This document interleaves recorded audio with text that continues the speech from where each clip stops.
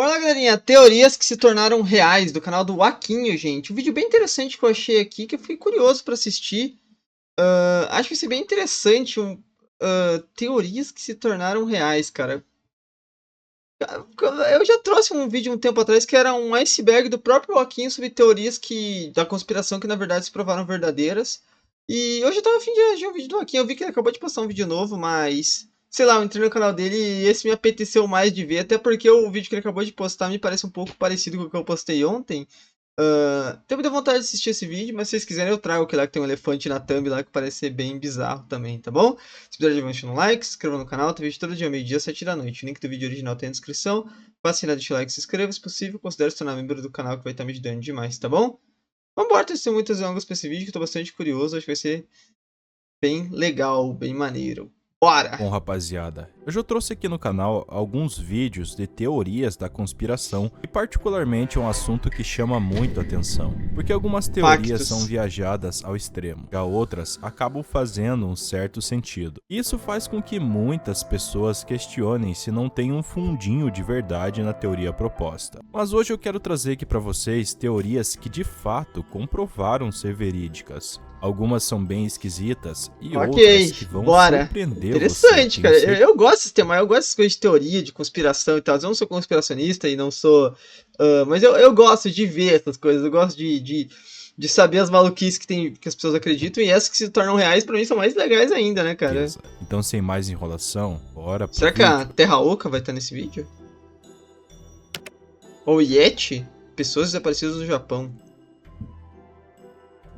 Uma noite, em junho de 1978, uma jovem mãe solteira de 22 anos chamada Yotaguchi estava trabalhando em seu turno habitual no Cabaré Hollywood, em Tóquio, no Japão. Após terminar o expediente, por volta da meia-noite, Yo saiu pela porta da frente do cabaré e nunca mais foi vista. A princípio, ninguém achou que algo grave havia acontecido. Anos depois, seu gerente foi questionado sobre o desaparecimento e ele afirmou que todos acreditavam que Yo simplesmente havia desistido do trabalho, já que não voltou a aparecer. Naquela época, havia rumores de que espiões norte-coreanos estavam atuando no Japão, sequestrando cidadãos inocentes para manter eles como reféns na Coreia do Norte. No entanto, o governo japonês Isso era real? Descartou essas histórias como teorias da conspiração sem fundamento. Infelizmente, o caso de Yo esfriou e permaneceu sem solução até quase uma década depois, quando uma pista sobre seu paradeiro surgiu após uma série de eventos perturbadores.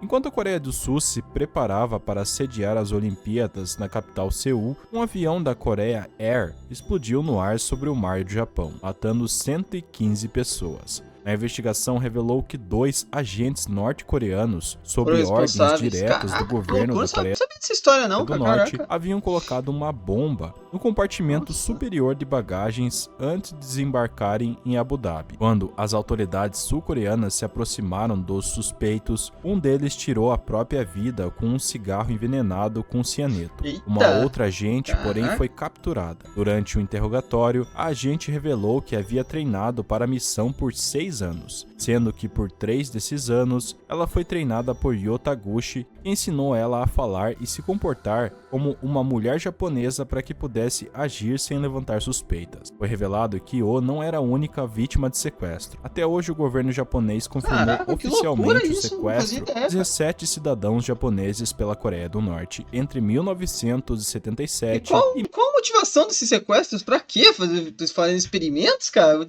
Qual que é o bagulho, né? 1983. E de forma perturbadora, muitos foram sequestrados em plena luz do dia e levados de barco para a Coreia do Norte. Você pode pensar que essas vítimas estavam envolvidas em algo... Não, mas que loucura, né? Eu não entendo qual o motivo, sabe? Pra quê? Por que fariam isso? Suspeito para chamar a atenção do governo norte-coreano. Mas as investigações mostram que a maioria era composta por cidadãos comuns que estavam no lugar errado, na hora errada. Uma mulher foi capturada enquanto caminhava para sua aula de tricô. Não eram alvos, né? Eram pessoas aleatórias. 2 pessoas foram sequestradas durante uma viagem de férias à Europa. Uma garota de 13 anos foi levada enquanto voltava da escola. Algumas vítimas foram sequestradas para fins de roubo de identidade, enquanto outras, como Yo, foram forçadas a ensinar a língua e a cultura japonesa a espiões norte-coreanos. Quando os sequestros foram confirmados, o governo da Coreia do Norte foi obrigado a se desculpar, mas afirmou que apenas 5 das 17 vítimas estavam vivas. Uou! Nos anos seguintes... Pô, achei que ele ia falar que foram só 5 sequestros. Não, são 5 que estão vivas, meu Deus. Ao Japão, o que alegaram ser os restos cremados de algumas vítimas. No entanto, Deus me livre o que fizeram com essas pessoas. Testes de DNA revelaram que praticamente todos eram falsos, levando o governo japonês a acreditar que muitas das vítimas ainda estavam vivas. Até hoje, o governo norte-coreano insiste que houve apenas 13 vítimas e que as que ainda estão vivas. Meu Deus, mas tá bom, rolou 13 vítimas. Mas cadê essas pessoas então, sabe? Tipo, não é... Ah, não foram 17, foram só 13, só 13. Vivas foram devolvidas ao Japão, embora o governo... Ok, mas cadê essas pessoas? Se foram devolvidas... O japonês tenha confirmado oficialmente 17 sequestros, listas de possíveis vítimas sugerem que o número real pode chegar a 800. Mas infelizmente, dado o cenário político atual, é improvável que a gente consiga saber toda a extensão desses sequestros ou que o governo norte-coreano seja devidamente responsabilizado por seus crimes. Caraca, que loucura, não fazia ideia de nada disso, cara. Vocês sabiam dessa história? Eu realmente não conhecia. Nossa, tá brincando? Arma de ataque cardíaco? Como assim, cara? Arma que dá um susto na pessoa?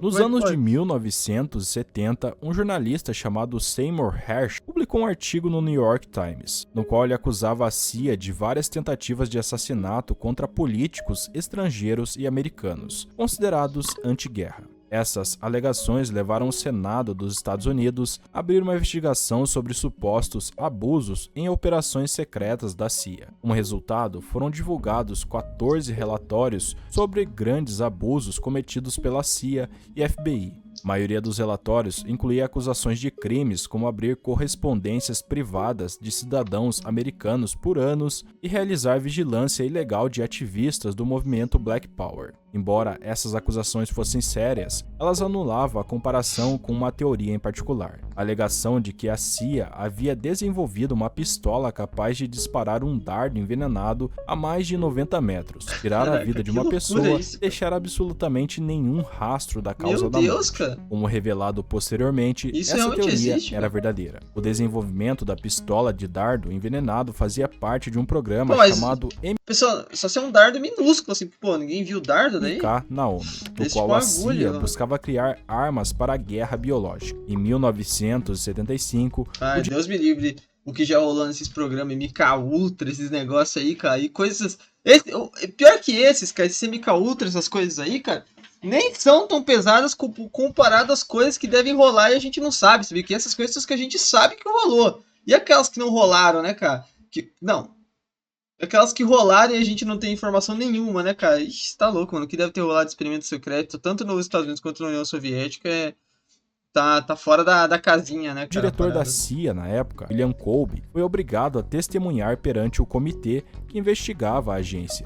Durante o interrogatório, Colby afirmou que a CIA havia desenvolvido uma série de armas biológicas como parte de um plano para eliminar líderes alemães durante a Segunda Guerra Mundial, mas que a pesquisa continuou muito depois do fim da guerra. Ele também mencionou que a pistola de dardo envenenado era quase completamente silenciosa, graças a uma bateria interna, e que o alvo sentiria apenas algo semelhante a uma picada de mosquito quando o dardo atingisse. Curiosamente, a agência usava uma toxina de molusco específica, que tornava impossível identificar a causa da morte, levando patologistas forenses a acreditarem que a vítima havia sofrido um inexplicável ataque cardíaco. Do nada, né, cara? Os caras desenvolveram o Death Note, basicamente, né? O dardo era projetado para derreter dentro do corpo, deixando apenas uma pequena marca vermelha no local da entrada. Quando perguntado se a pistola, apelidada de arma do ataque cardíaco, já havia sido usada em alguém, Colby alegou que ela foi utilizada... Não, claro que não. Foi só usada em teste só, pode ter certeza. Apenas em experimentos. Que não havia... Com certeza, óbvio. Havia registros de uso real. Sou um conspiracionista para achar que ele tá mentindo? Da investigação, a CIA foi obrigada a entregar a pistola ao comitê. E há fotos dos membros analisando a arma enquanto Kolbe respondia às perguntas sobre ela. E vamos ser sinceros, né? Algo como arma do ataque cardíaco parece coisa de filme de espionagem. Mas é basicamente bagulho de espionagem. É assustador pensar que se não fosse pela investigação, eles provavelmente teriam usado essa arma para fins desconhecidos. Mas você, aqui, eu sou conspiração. Você acha que não usaram mesmo essa arma aqui, cara? Você acha que criaram e ficou por isso, cara? Você acha que os caras não têm ainda o projeto lá por trás, lá e não tem um desses equipamentos aí com... Pô.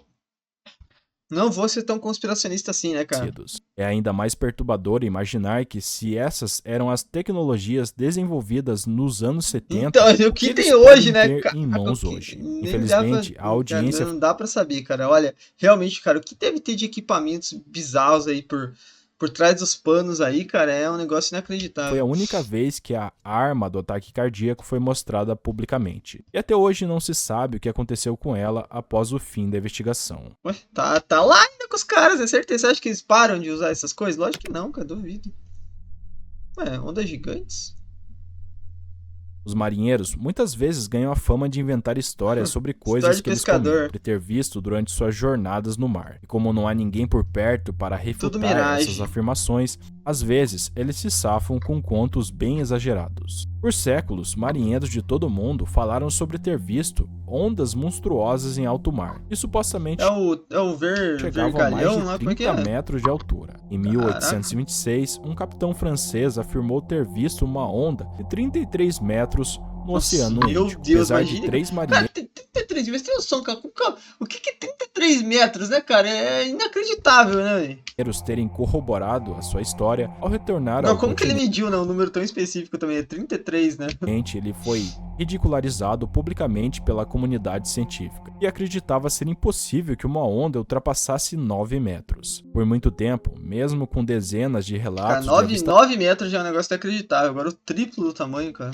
Dessas ondas monstruosas, a falta de evidências concretas, além de testemunhos visuais, fez com que a existência dessas ondas caísse na categoria de lendas urbanas ou teorias da conspiração. Nos anos de 1980 e início dos anos de 1990, a plataforma Draupner foi instalada no Mar do Norte, na costa da Noruega, para extração de gás natural. Como parte dos protocolos para verificar se a plataforma era estável o suficiente para enfrentar as condições severas do mar, foi instalado um sensor de altura de ondas. No dia do Ano Novo de 1995, o sensor registrou uma onda de 25 metros, marcando a primeira evidência concreta da existência das ondas gigantes. Após esse incidente, muitas pessoas começaram a questionar se os relatos de marinheiros dos séculos eram tão falsos assim, né? passados não seriam de fato verdadeiros. O mais perturbador é que provavelmente houve centenas de marinheiros desaparecidos em todo o mundo que cruzaram o caminho dessas ondas monstruosas, também conhecidas como ondas errantes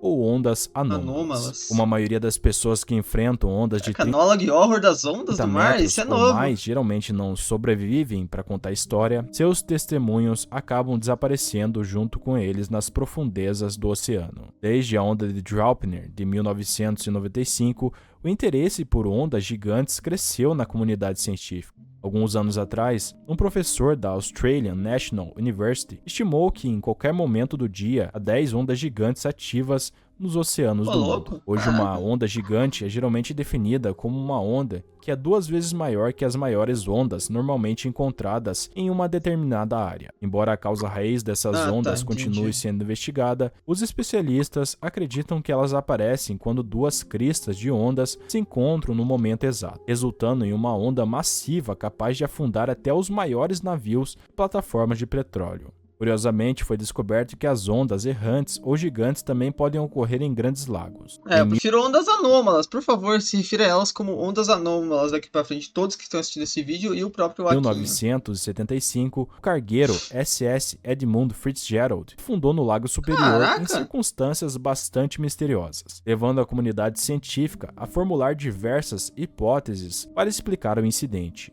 Anos depois, cientistas começaram a teorizar que o navio poderia ter sido vítima de um conjunto de 3 ondas errantes consecutivas, um fenômeno conhecido como as 3 Irmãs. Nesse fenômeno...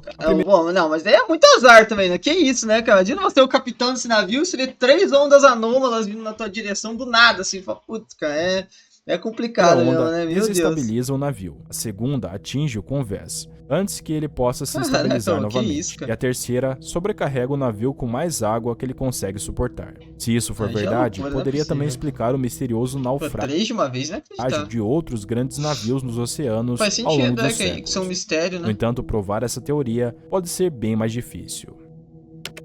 Bem interessante, hein, gente? Se chegar até aqui, cara, deixa um like, se inscreva no canal. Tá sendo bem interessante esse vídeo. Eu gosto, adoro esse tipo de vídeo. E são vários temas que a gente não tinha ouvido falar no canal. Eu tava achando que ele tava falando daqueles... não sei, não era vergalhão, é algum nome assim, né, cara? Aquelas ondas que aparecem do nada no oceano, mas aquelas lá acho que não são tão grandes assim também, né? São grandes, mas são tão grandes. Álcool envenenado. Em janeiro de 1920, a 18ª emenda à Constituição dos Estados Unidos foi ratificada, dando início a um período de 13 anos conhecido como Lei Seca. Durante esse tempo, a produção, venda e transporte de álcool foram proibidos. O governo impôs medidas rigorosas para combater o comércio ilegal de álcool, o que fez com que o mercado negro florescesse de forma desenfreada. Bizarro, né, cara? Isso aqui é assustador pra caramba, né? Os caras proibirem álcool, assim, sabe? Eu entendo que álcool é uma substância que pode viciar, que é uma droga no final, né, cara? Só que, pô, chegar a ponto de proibir é um bagulho muito bizarro, né, cara? Tipo assim...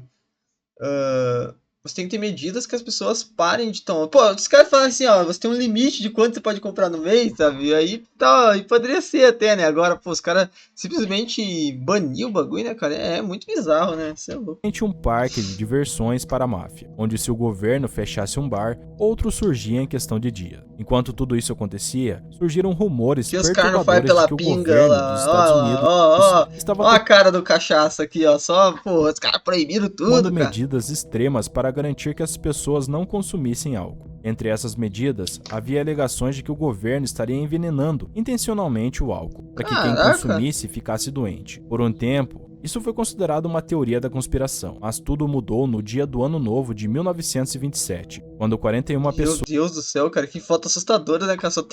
Caraca, só tem gente branca na foto, né, cara? Que é isso, né, cara? Ô, bagulho assustador pra caramba, olha isso.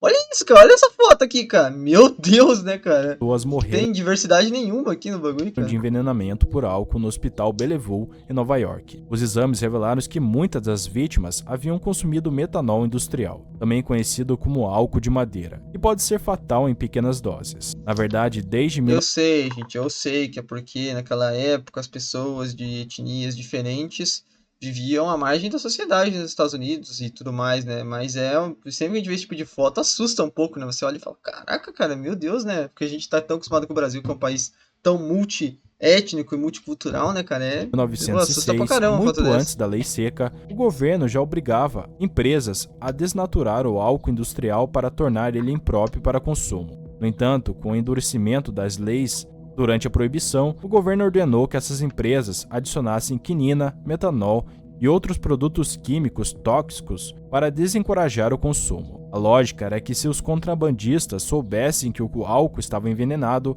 eles não se arriscariam a vender, sabendo dos perigos para os consumidores. O que o governo aparentemente não considerou foi que a demanda por álcool na época era insana e que os contrabandistas não se importavam se seus clientes viveriam ou morreriam após consumir o produto. Foi somente em dezembro de 1933, 6 anos após o incidente no Hospital Bellevue, que o governo federal começou a flexibilizar suas políticas de abstinência em relação ao álcool. No entanto, nesse ponto, milhares de americanos já haviam sido envenenados por álcool contaminado. Caraca, envenenados, cara. Ô, que medida que os caras... Tudo isso pra não tomarem a pinguinha, né, cara? Caraca, que loucura. Hoje em dia, não há nada... Gorila, basicamente. A teoria de que gorilas existem. Nada de esquisito ver um gorila. Eu nunca vi um gorila. Eu nunca vi um gorila, não tem no zoológico de Curitiba. Em um zoológico ou na TV. Mas houve um tempo... Ah, não, já vi sim. Tinha quando eu era criança, já vi sim. Gorilas eram colocados na mesma categoria do chupacabra, do pé grande e do monstro do Lago Ness. Até alguns séculos atrás, gorilas eram considerados criptídeos, animais que algumas pessoas acreditavam existir em estado selvagem. Tô ligado que o ornitorrinco era, que o dragão de Komodo era, que aquele peixe, sei lá, canto era, né, mas O gorila não fazia ideia, selvagem, mas que a existência nunca foi provada. Se bem, cara, que esses tempos atrás eu tava pensando, eu não lembro como que eu acabei chegando, eu acho que foi por algum vídeo que eu trouxe no canal que foi citado bestiários medievais, algo assim. Não sei se foi no canal ou algum vídeo que eu assisti no meu dia a dia, cara. E daí eu fui olhar lá um bestiário medieval lá na internet, lá que eu não lembro qual era o nome dele, senão eu falava pra vocês. Daí ele tinha várias descrições de animais e tudo mais, tinha lá até de chimpanzés, cara. E eu ficava pensando assim, eu não tava em inglês, não consegui ler direito. Porque você fica pensando, né, qual que era a visão dos caras desses grandes macacos que tinham, né? Tipo, chimpanzé, gorila. Gorila, eu acho que um cara lá na Europa não realmente seria um criptídeo, né? Agora, o chimpanzé talvez fosse possível, né? Ali, talvez na época de Roma, os caras provavelmente sabiam, né, que existia esse tipo de animal, talvez fosse ter levado pro Coliseu, né? Qual que era a visão do ser humano contra esses animais, né, que tem comportamentos tão humanizados, assim, né, cara? Eu achei interessante se pensar, né? Porque no desenho que você vê lá naquele Grimório não, naquele bestiário, cara, parece realmente, assim, um ser humano peludão, assim, sabe? Carregando os fios, tipo quando você vê aquelas imagens hoje em dia de australopitecos, desses outros seres humanos que foram extintos, sabe? Parece uma parada meio aquilo. Enquanto avistamentos de criaturas desse tipo geralmente se revelaram como farsas, no caso dos gorilas, os rumores Eita, se pô, não, mas não é esse não, né, cara? Isso daí é uma criatura também, esse é um criptídeo mostraram mesmo, esqueci o nome verdadeiros. dele. Exploradores ocidentais só avistaram gorilas por volta dos anos de 1500. Quando o explorador inglês Andrew Battle foi capturado pelos portugueses na costa da África Ocidental. Durante o tempo em que ele ficou preso no continente, Battle descreveu criaturas gigantes e semelhantes a macacos que ocasionalmente rondavam seu acampamento. Como nunca tinha visto nada parecido... Que interessante, né, cara? Eu acho muito maneiro. É outra coisa que eu sempre falo nos meus vídeos, né, cara? É muito maneiro pensar que teve uma época que o mundo era desconhecido nesse sentido, como a gente vê os mundos alienígenas hoje em dia. Tipo, a gente vê lá uma estrela lá, um planeta que roda uma estrela lá, milhões de anos-luz lá, a gente não sabe o que tem lá. Deve ter criaturas, coisas assim, e pensar que um dia o mundo foi assim, né, que é o nosso mundo. Esses exploradores, esses caras, eles iam num continente, mano, iam em algum lugar, que nem chegava aqui na América do Sul, pô, os caras não faziam ideia do que tinha aqui, né, cara? Podia ter qualquer coisa, né, cara? Isso é muito louco, mano. Ele descreveu os gorilas mais como monstros do que como animais. O relato de Battle deu início a uma verdadeira febre dos gorilas. Rumores sobre essas supostas criaturas sanguinárias e perigosas se espalharam rapidamente. Nos séculos seguintes, exploradores na África enviaram ilustrações de gorilas para a Europa, que frequentemente eram dadas como presentes raros à realeza e aos imperadores. Se você perguntasse a qualquer europeu daquela época o que era um gorila, eles provavelmente o descreveriam de forma similar ao pé grande ou ao chupacabra de hoje. Mas não, o chupacabra você me imagina como um lobo, não sei porquê, mas o gorila ele meio que é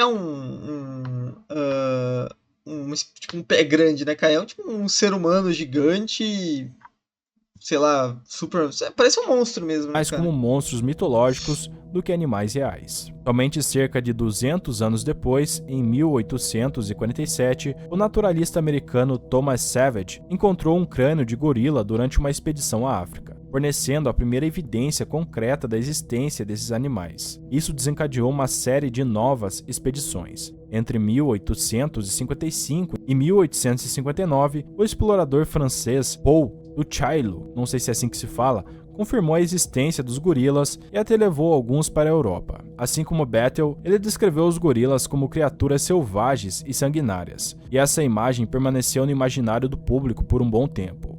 Cerca de 15 anos depois, exploradores alemães levaram um bebê gorila para Liverpool, equipando o navio com toalhas para que ele pudesse se balançar durante a longa viagem. Quando chegaram, multidões se aglomeraram no hotel onde o gorila, apelidado de Pongo, estava sendo mantido. E para surpresa do público, Pongo não era um monstro violento, mas sim um gorila fofo de 2 anos, que adorava brincar com cães. Alguns anos depois, em 1902, o explorador alemão Robert von Berge matou 2 gorilas das montanhas, que eram muito maiores em comparação ao bebê gorila trazido anteriormente. Foi a partir daí que o público começou a entender como um gorila adulto realmente se parecia. É impressionante pensar, né, que animais que hoje vemos como comuns eram em algum momento considerados... Isso é muito interessante, né? Até nas viagens do Marco Polo, se não me engano, eles falam de rinocerontes, dele ter visto. E tem muita coisa que ele mente lá, se não me engano, ele fala que viu até dragão no livro, né, cara? Só que tem animais que ele descreve que você vê que ele viu rinocerontes, viu esses outros animais do caminho dele pra China, e isso é muito interessante pra pensar, né, cara? De novo, né? É realmente muito legal pensar que em algum momento o mundo podia ter literalmente qualquer tipo de coisa. Hoje em dia a gente sabe que, claro, tem muitos animais ainda a serem descobertos em vários cantos do mundo, talvez no meio da Amazônia lá, com certeza deve ter outras espécies de animais que a gente não conhece ainda, mas de grandes, gigantes, assim, não tem mais, é capaz de achar. Dos Talvez do fundo do mar só, né? monstros lendários. Curiosamente, ao observar a história, vemos que vários outros animais, como ornitorrincos, lulas gigantes e dragões de Komodo, Lula gigante também, né? também Total, foram mano. tratados como Tem a colossal ainda, além da gigante, né? fraudes antes de serem confirmados Muito como legal, velho. reais. Muito legal. Enfim, pessoal, eu espero que vocês tenham gostado desse Que vídeo. Eu isso? confesso que quando eu tava pesquisando sobre o caso dos gorilas, eu fiquei bem surpreso. Jamais legal, hein? eu imaginaria que os gorilas algum dia foram considerados algo semelhantes a monstros. Então, se você também achou curioso ou não fazia ideia dessas teorias que se comprovaram Legal. Esse vídeo aqui, ó, que ao ele longo lançou. dos anos, Se quiser eu deixa o like trago. no vídeo. Não esqueça de se inscrever. Que Jesus abençoe a vida de vocês. Amém. E até a próxima. Até, meu amigo. Que vídeo fantástico, que vídeo maneiro. Foi realmente muito legal de se reagir. E deixa a opinião de vocês nos comentários aí se vocês conheciam essas teorias, essas coisas. Eu confesso que a maioria das... A maioria não, todas essas desse vídeo eu não conhecia. Enfim, espero deixar um like, inscreva no canal. Tá vídeo todo dia, meio-dia, 7 da noite. Tamo junto. É nóis.